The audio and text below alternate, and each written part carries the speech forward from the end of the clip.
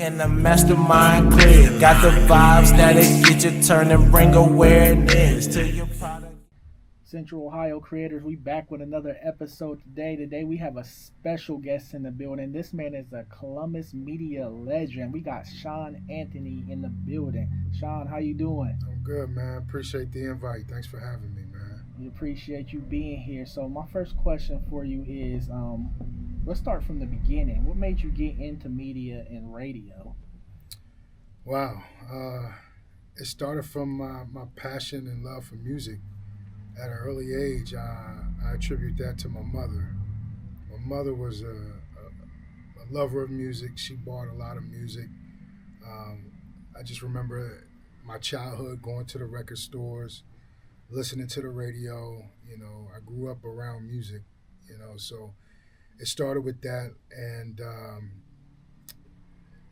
and it just took off from there, you know. And I ended up moving to Columbus. And then I went to the Career Center, Performing Arts, Fort Hayes, to be specific.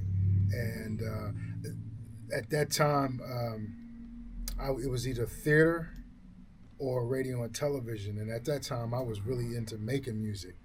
So I was like, man, well, maybe radio and TV could probably get me closer to making music as opposed to theater, because I grew up in the arts. Okay. Performance and all of that stuff. And, you know, like I said, when I found out about radio and television, it was about me making music as a producer, as an artist. And I was like, man, maybe radio and TV could be a quicker pathway to that. And then I started to, while I was in high school, I started interning at 2 different radio stations my junior and senior year. And that was my way in. Once I got in and got a peek behind that curtain, okay, you know, things just kind of evolved and went from there. And what radio station was that? My first job was WNCI. Okay. 97.9. At the time, this was before iHeart. It was Clear Channel was the company. iHeart bought out Clear Channel and they changed the name and everything. But WNCI was at the Nationwide building. It was like on the 3rd floor, I think. And so my job there was I worked in the research department, and then while I was there, I pursued an internship at Power 106. This was before Radio One. This is before Blue Chip Broadcasting, which was a black-owned company. I think it was Sunrise, if I'm not mistaken. I can't remember. This was back in the day. This was when Power 106 was on East Mound Street. Wow. This is before probably y'all was born. You know what I'm saying? Wow. This was back in the 90s. Okay. Yeah. Okay. Now you're a well-known figure in Columbus radio. What do you think sets the Columbus radio scene apart from other cities?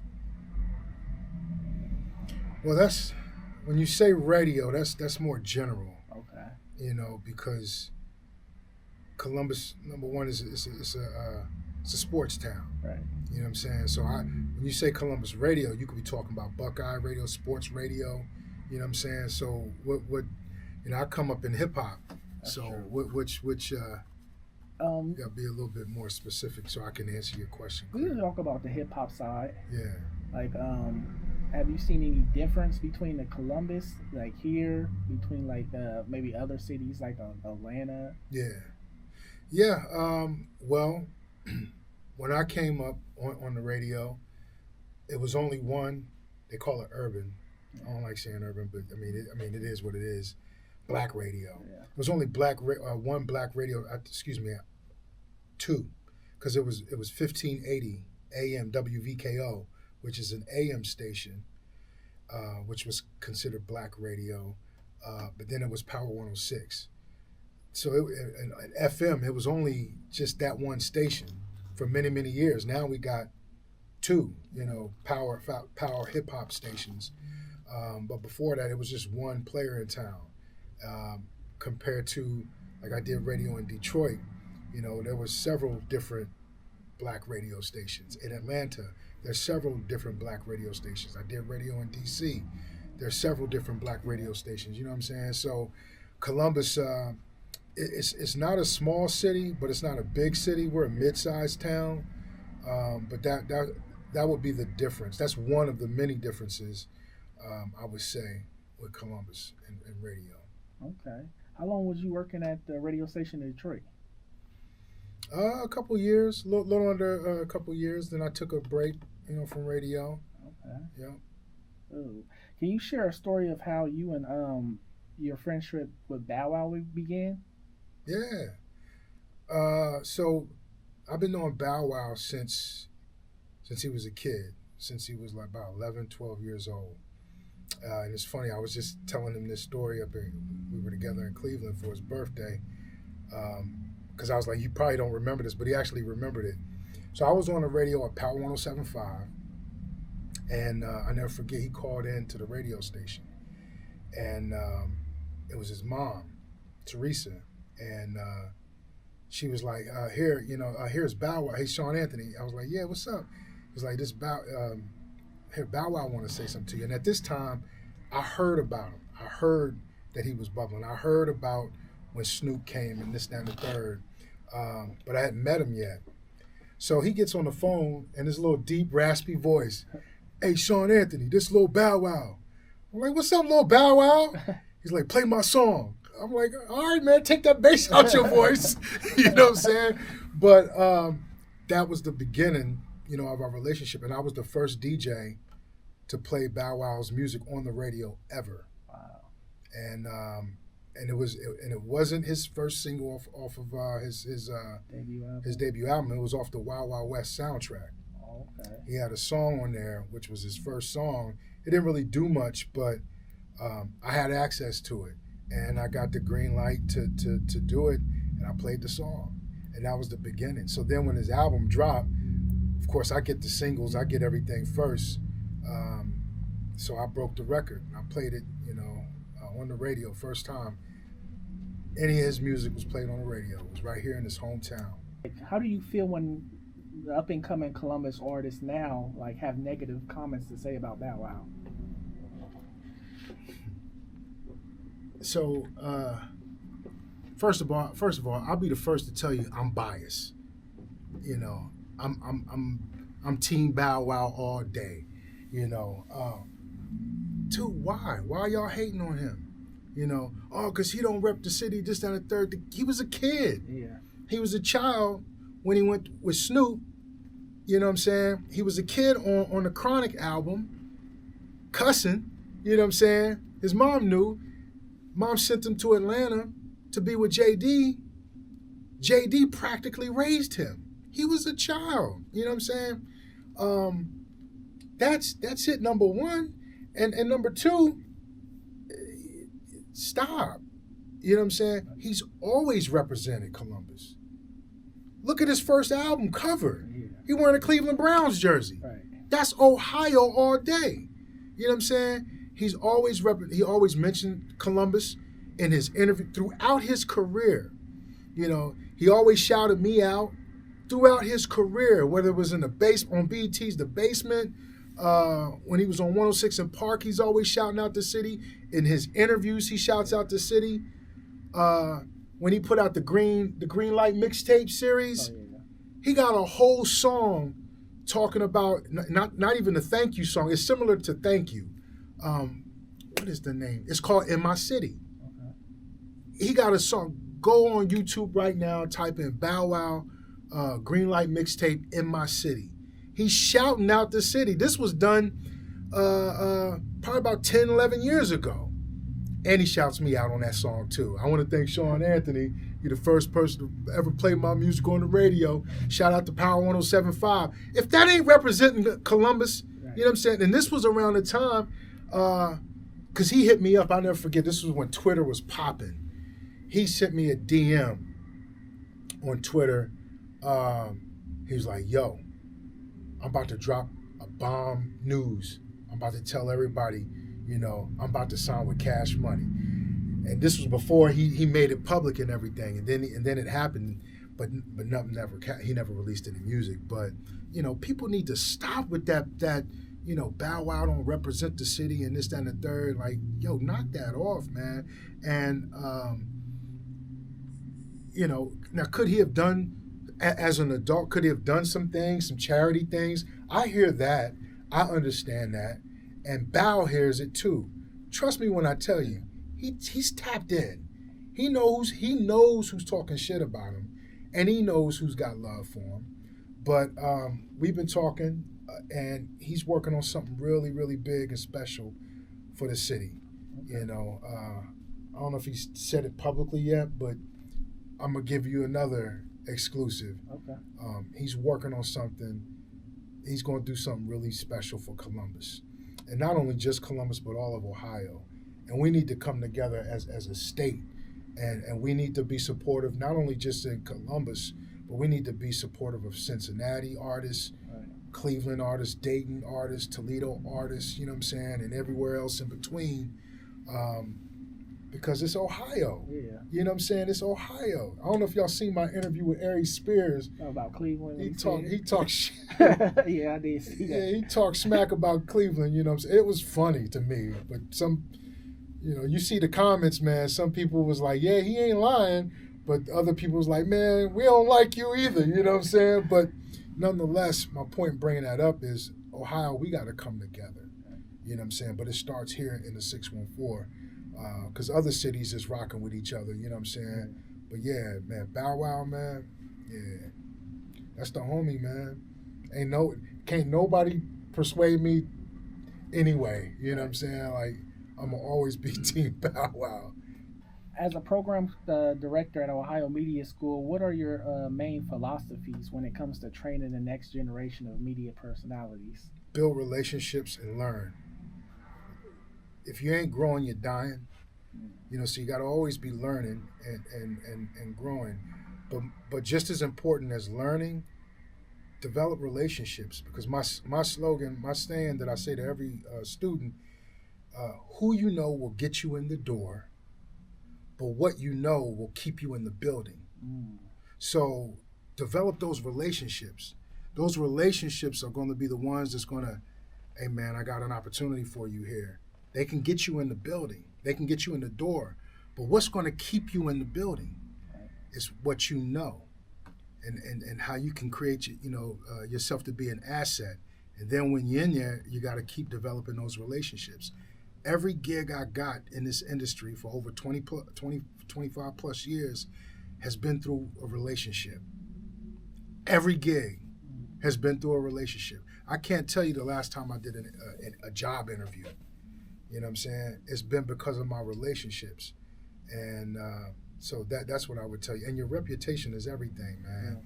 Don't be a jackknob. You know what I'm saying? Don't be no jerk. Don't be an asshole. Because your reputation, it will get around. A lot of people think this industry is real big. It's not.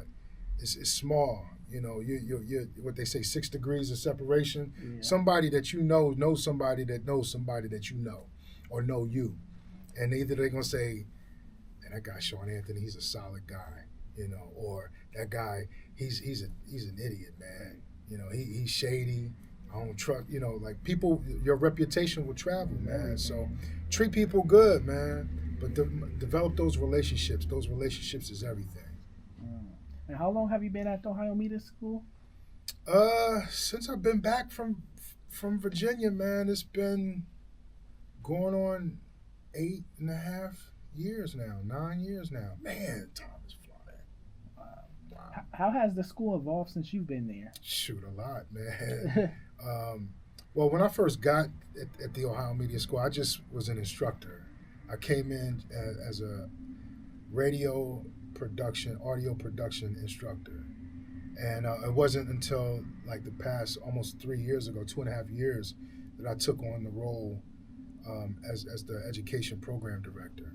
And I've watched it change when I was there as an instructor, but I kept my head down and put my blinders on. Let me just teach and leave. I was part-time, you know what I'm saying?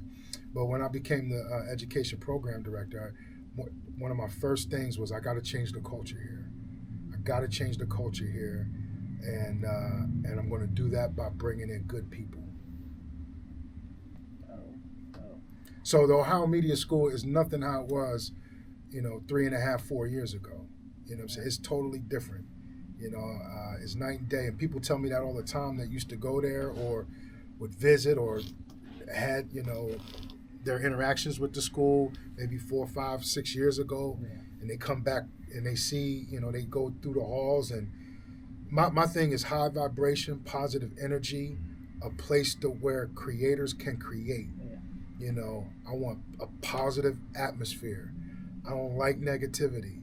And you can sense it when you come on campus now. You know what I'm saying? Like we got a great team. I got a great team of instructors. They bought into the vision that I have for the school on our campus. I can't say the school because we got 7 campuses. Yeah. But in Columbus, I make sure I set the tone. You know what I'm saying? And it's great because I got that support from corporate. What advice would you give to someone trying to break into radio now with like social media and everything going on? How, like, I know not that many people listen to the radio as they like used to, but what advice would you give to someone that's still trying to do that? Do it. Just go after it. Don't try. But you got to be persistent, and there's more ways to get in it than you may think, and you got to be persistent. You got to be persistent. You got to be persistent. Ain't nobody gonna hand you nothing, right? And the window of opportunity to get in, especially if you have no experience in radio, is slim. Now, if you have experience, like myself, it's still slim. But you got to be persistent, and you got to have relationships. You know what I'm saying? Yeah. I'll give you a quick story. I remember before I got on the radio, when I was on the radio, when I left Detroit, the operations manager that I worked with in Detroit, he had took a gig in Washington, D.C. for a legendary station called WPGC. He took a position as the program director there. I was living in the area at that time. Most of my family's from the DMV. So I was living in the area, and I reached out to him and I said, hey, Skip, I'm in the area. I want to get back in. If you got any opportunities, let me know. He told me, Sean, I don't have anything right now, but stay in touch with me. That's how the game is. Okay. It didn't happen right away. Did I get mad? Like, man, get pissed off. He don't want me, this, that, and the third. Nah. I took him at his word. He said, I ain't got nothing now, but stay in touch. I would hit him up every couple of weeks, every few weeks. Fast forward, it took me about maybe 3 or 4 months. It was coming around holidays, around Thanksgiving and Christmas time. This is when full-timers take their vacation, take their breaks and stuff. That's an opportunity for me to get in. And lo and behold, I stayed consistent, hitting them up, calling, texting, leaving voicemail, sending email. I was phone call, text, email, phone call, text, email. Finally, he was like, hey, can you come to the station, in 2 weeks at this date, this, that, and the third. And then it just happened. I didn't have to do no interview. My reputation, he knew what my reputation was because we worked together in Detroit. He know that I can, I'm a beast at this radio thing, you know what I'm saying? And then he knew I was a good person. And, it was just being persistent and just being patient at the same time. And I got that opportunity to get back in. Who were some of the radio personalities that you looked up to growing up? So I grew up in South Jersey. Okay. So I grew up listening to Philly radio. And some of the Philly radio personalities that I remember listening to was a morning show called Carter and Sanborn. The radio station was Power 99. It was the hottest station in Philly. That, and along with another radio station called WDAS. This is where I used to hear DJ Jazzy Jeff scratching live on the radio as a kid. The Fresh Prince, before he was Will Smith. A lot of these young people don't know that Will Smith was the Fresh Prince, you know what I'm saying? But Will Smith he wasn't called Will at that time, but the Fresh Prince, he was on the radio freestyling. I would hear Eric B. and Rakim live on the radio, LL Cool J stopping by for an interview, like all of it. So Carter and Sanborn in Philly, Cosmic Kev, what was some of the other personalities? It escapes my mind right now, but those were some. Lady B. And then here in Columbus, I just remember listening to the radio. Chuck Patterson, he went by at the time. He goes by Chuck Douglas, who was my first mentor in radio. At that time, I was just, I was ready to get in. When I moved to Columbus, I was ready to get in. How do you think radio and traditional media can stay relevant as the digital platforms continue to grow? They got to evolve. You got to stay current. If you're not evolving, you're going to get lost. So they just have to stay relevant and stay with what's going on now and incorporating the evolution of technology. You just have to. But here's but yeah, that's my answer. Okay. Well, that's a good answer. What's one challenge you faced in your career that you've overcome, like when it came to the radio? What's one adversity? Yeah, that you've faced since being on the radio?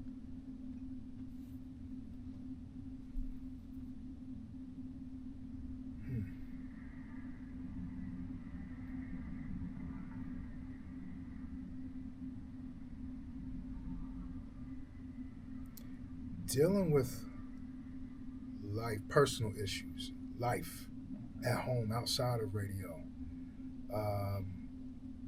That's always challenging. Like one of my best friends, I'll give you an example. I was on the radio. I was on Power 107.5 at the time. I got a call on the request line, and it was one of my best friend's brother called me to let me know that Rizzy had got shot, and he was at Grant Hospital. And I'm in the studio. I literally got like 45 seconds left in the song.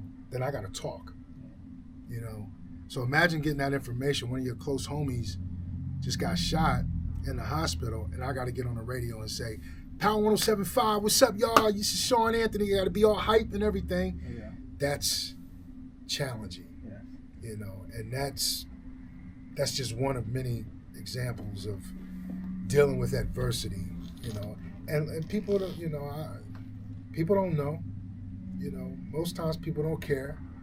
They listening to the radio for one or two things, information or entertainment, right? And if I'm not doing either two, then I need to get out of the way of the music. You know what I'm saying? So that's one example, man. But yeah, just dealing with life personally, and then have to be on, if you will, when you're on the radio, being a public figure, a media personality, just sometimes going out in public. It's crazy because not a lot of people know what radio personalities look like. But Columbus is different because it's a home, and I've been out and about in this city for a long time. So I get recognized, you know what I'm saying? Sometimes when it's okay, but, sometimes when it ain't okay, when I'm just chilling. I'm chilling, yeah, because, a lot of people may not believe this, but at my core, I'm an introvert. I'm very, very, isolated. I'm really, conservative with my time. I like to be with my family. When I'm with my family, I like to be with my family. You know what I'm saying? So, yeah. Okay. What are your next big goals, either professionally or personally? Like, where do you see yourself 5 years from now? Well, opening up my school, man. What I'm working on right now is the Sean Anthony School of Performing Arts. Okay. And it's called COSOPA, is what we call it. It's the acronym. COSOPA, Sean Anthony School of Performing Arts. We call it COSOPA. And it's targeted for young people, for high school age young people here in Central Ohio, because the School of Performing Arts changed my life.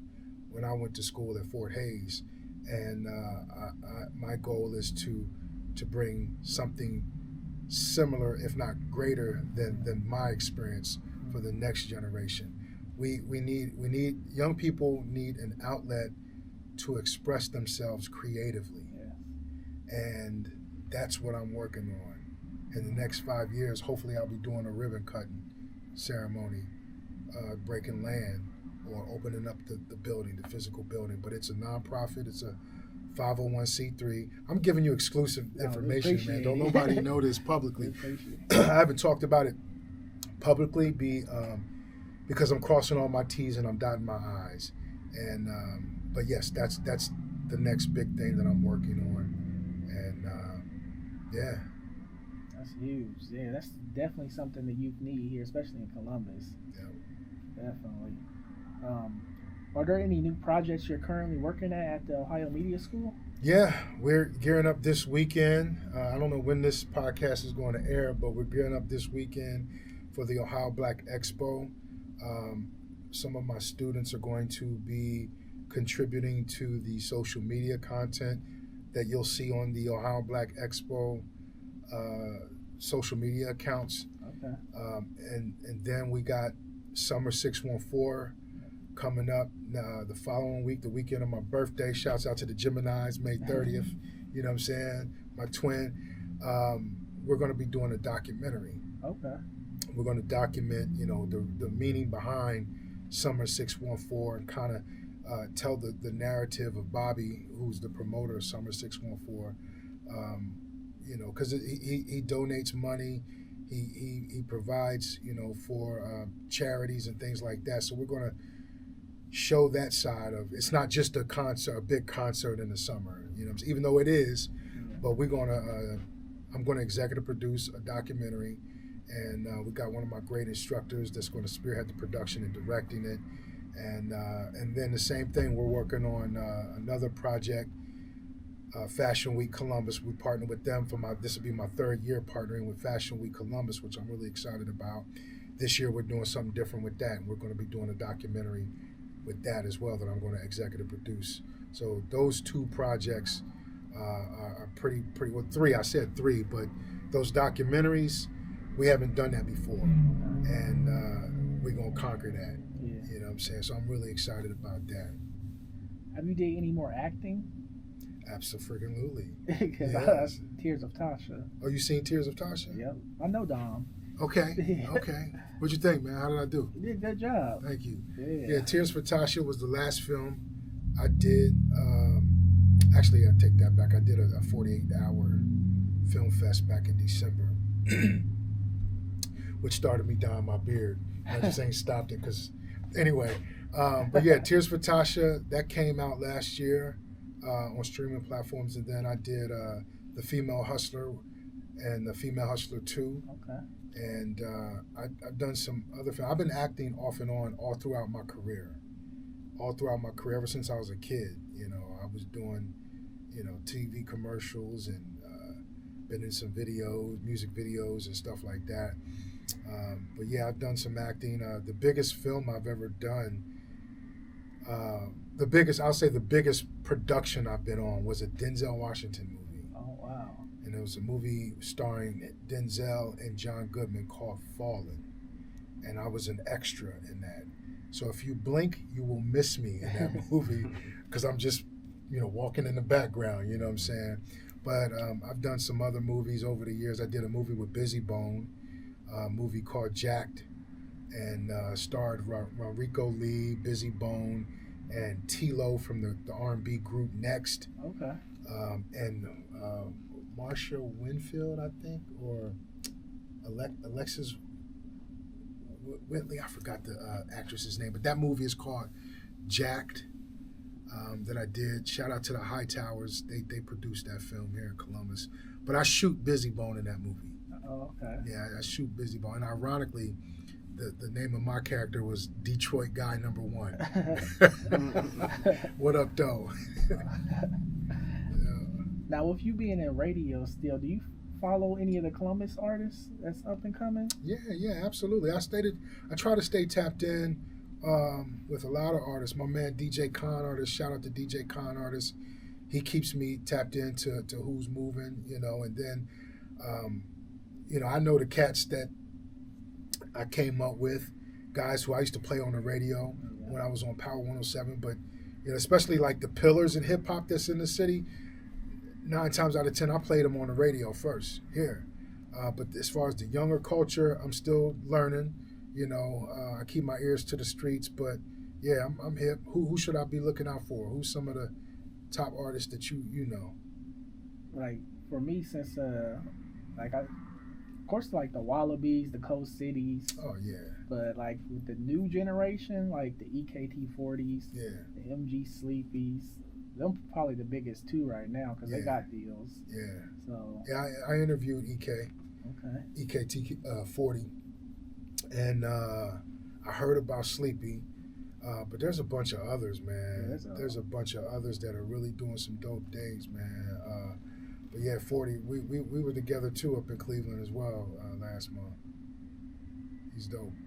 Yeah. What is something that resonates with all people from Ohio, but you can't say the Buckeyes? What do you mean? Like something that's like something that everybody in the city would know. Donatos. Donatos. Yes. Grippos. Even though Grippo's from Cincinnati, but that's an Ohio thing. Yeah. Donatos, man. Y'all be taking Donatos for granted. Yeah. I swear to God, I eat Donatos at least once or twice a month up in this joint. Yeah. That's a good answer. Yeah. If you was to write a book, what would you call it? I wrote a book. You did? And it's called, Conversations with Hip Hop. Okay. Flow of Wisdom presents Conversations with Hip Hop. It's a short read. It's an ebook. It's on Amazon. I put it out back in 2013. But I've been working on penning. I've been working on another book over the recent years. But yeah, I put out a book. It's called Conversations with Hip Hop. Who are your top 5 hip hop artists? Oh boy. So this is how I do my top 5. They're compartmentalized. I got a top 5 from when I was young, a top 5 when I was like a teen, top 5, started growing up. So is that fair? Yeah, that's fair. So my foundation top 5 growing up is LL Cool J, Big Daddy Kane, KRS-One, probably like Public Enemy, you know what I'm saying? And what was the 5th one? I guess you could say Run DMC, you know what I'm saying? But definitely KRS-One, LL Cool J, and Big Daddy Kane. Those 3, those were my... I used to write Big Daddy Kane's lyrics down and recite them. My mom found LL Cool J's tape because he had cussing on it, threw it away. I had to buy that tape like 2 or 3 times, you know what I'm saying? But then as I got older, it went to like Wu-Tang, Busta Rhymes, Redman, who did I used to really rock with EPMD, Eric B, Rakim. And then then it came the Tribe Called Quest, and it just kind of evolved like that. But I'm a big Wu-Tang Nas fan.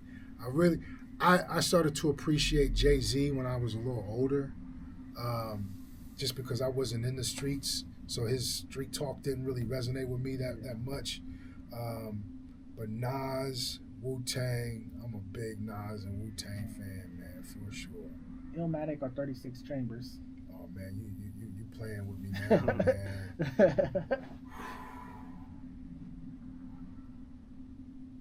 Damn, I would have to do both of them, man. Okay. Both of them.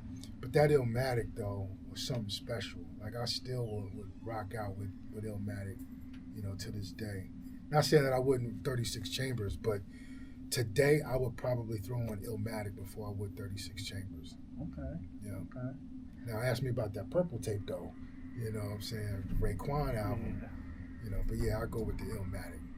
Okay. What type of legacy do you hope to leave behind when it's all said and done? This school. This is a legacy project. To give back, to the city to help cultivate my career and provide an opportunity for young people to get into the arts. The arts I love. I'm all about the arts, production, whether it's multimedia production, theater, acting, dance, arts, the fine arts, choir, singing, my school, SOSOPA, is what I want to leave behind. That's my School of Performing Arts, so that generations can benefit from it, and the city and the richness that Columbus has can be added to that. Our legacy can be added to that richness in the city. You have a message for the Columbus youth? Yeah, man. Talk to people and find a way to express yourself, because you look at what's going on now with violence, not even just in Columbus, but in cities all over the country. Young people just don't know how to express themselves or how to articulate how they may be feeling emotionally. For me, when I was young, I was fortunate enough, my father bought me a piano when I was 6. If I felt a certain kind of way, whatever kind of mood I was in, I would go and bang on my keyboard. Then as I got older, I got into production. So I had a 4-track, a keyboard, and a drum machine. So I'm making music. I'm expressing myself, whether it's love, emotions, anger, mad, or hype, whatever it is. I get to express myself in this art form, and or I would write. I've been writing ever since I was young. I started with poetry, then it evolved to rap, then it evolved to songs, and now, I'm rocking a different kind of microphone. But just finding ways to express yourselves creatively, that would be my message to the youth. Okay. Yeah. Okay. Now, before we get out of here, I gotta ask you, like, when it comes to Columbus, like the arts, music, and everything, what do you think the city needs to do for us to have like a entertainment run like Atlanta or Cali? We need to come together and support each other. You ain't gotta like each other, but support each other. That's one thing. Like when I was living in Detroit got behind Detroit. That city had a lot of pride. And I believe that Columbus has a lot of pride too, especially now since I've moved away, and I come back and tap into what's going on now. Yo, Columbus is popping. Like, I don't care what nobody said. Like, I've been away for I gotta say I moved away. I can't say I've been away, but somebody think I was in prison or something, you know what I'm saying? But I lived out away from Columbus for like over 12, 13 years, and I come back, the downtown is popping, Short North is popping. All of these restaurants, all parts of the city, in Gahanna, Upper Arlington, what's the west side? The Dublin, all of these festivals is going on. Columbus, we gotta get behind one another. You ain't gotta rock with, you ain't gotta like everybody, but let's just respect everybody that's doing something, that's making some noise.